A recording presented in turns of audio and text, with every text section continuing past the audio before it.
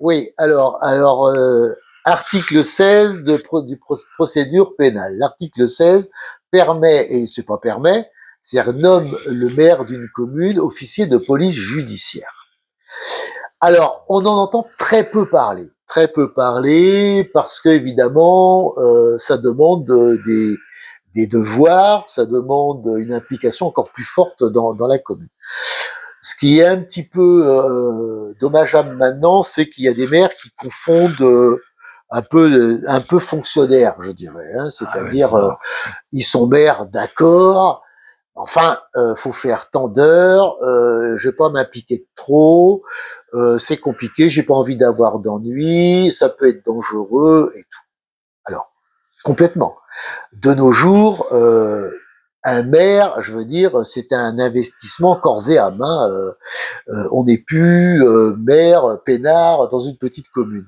Les temps font que on parlait du passeport du civisme, il y a de plus en plus d'incivilité, il y a de plus en plus de violence, il y a de plus en plus de trafic, de drogue, bien évidemment, il y a de plus en plus de violence conjugale, il y a de plus en plus de tout ce que vous voudrez.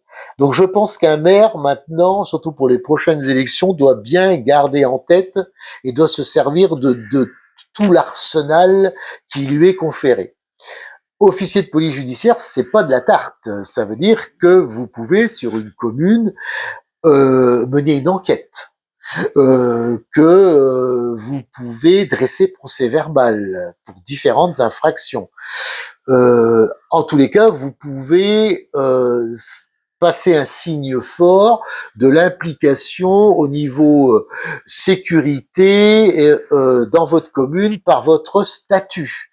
Vous n'êtes pas qu'un simple maire administratif ou à couper le ruban de l'inauguration de la supérette ou aller faire un speech à la fête des écoles, ou vous promenez avec le Père Noël. C'est-à-dire que peut y avoir aussi une implication beaucoup plus importante sur la sécurité, le respect de tous, sur votre commune, le respect de la loi, et c'est aussi conféré aux adjoints. Donc, je veux dire, moi, en tant que maire du Perrier, évidemment que cette facette, en tous les cas, cette possibilité que j'aurais, je m'en servirais à 100%.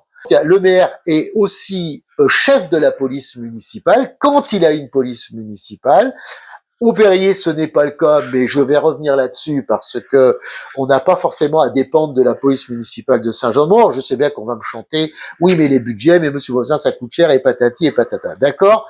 On avisera en temps voulu. Par contre, ça me donne la possibilité, avec cet article 16, quand même d'avoir un pouvoir de police municipale sans avoir de police municipale et de s'impliquer beaucoup plus fortement sur la réglementation de la loi sur ma commune.